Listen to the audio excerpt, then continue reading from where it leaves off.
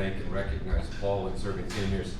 What we asked you to do during the pandemic was immensely difficult and hard, and the county, we're incredibly grateful to be partners with you and to know that we could count on you and depend on you in some of the most difficult and trying times. I also want to thank Tamara Kohler, the CEO of the Regional Task Force on Homelessness, for all of your work.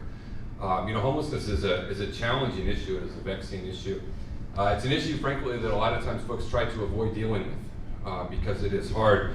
But in San Diego County, we have Regional Task Force on Homeless leadership on these issues. Our mayor has been a great ally and advocate of our county, and so many wonderful nonprofits from Serving Seniors across the board, so many folks that are really invested in the dignity and value of each of the lives in our community, and recognizing the unsheltered as having that same dignity and that same value, but also recognizing our collective obligation to help one another, to look out for each other. And I think that the release today of the Serving Seniors Need Assessment Report gives us particular insight into our senior community, and not every unsheltered individual is exactly the same. And not all of them need the exact same help and support.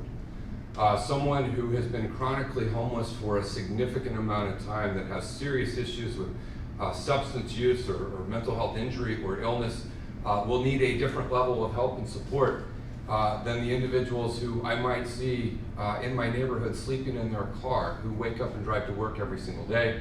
And that person may need something very different than the seniors. And I think that reports like this can help guide and focus our efforts.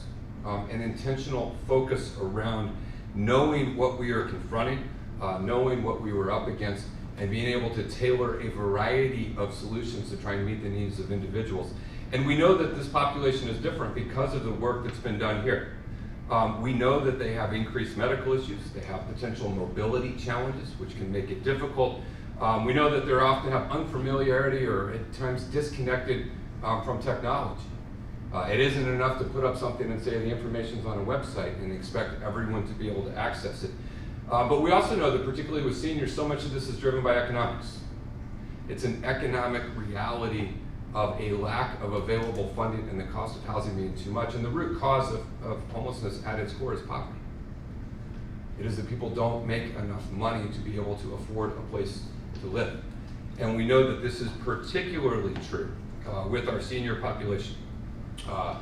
As we have moved away from a world and society where people have pensions, as we have not invested what we need to in affordable housing for our seniors, and frankly, as we come to the realization that the way a society cares for its elders says a lot about who we are as a people, which tells me we have to do much better. We have to do much more in addressing both the long-term side of this, through our commitment to people earning enough money and having enough in retirement to be able to retire with dignity, but also recognizing that those actions today will not help those folks who are on the cusp of homelessness right now. And that is where we have to step forward, and we recognize even modest amounts of help and support can be enough to bridge the difference. We're pushing a ton. I'm proud to partner with Serving Seniors on a major project in the heart of my district of Mount Etna, over 400 units for seniors and family. Again, a project built on county-owned land with county investment in the incorporated city. But we know that we have so much more to do. And as a county government, we are committed, we are reorienting as a part of our framework for the future with a new board, our investment and our commitment and our action around tackling these issues. And I just want to say on behalf of the County Board of Supervisors, we recognize the need and we are doing everything we can to act, but it will not be us alone.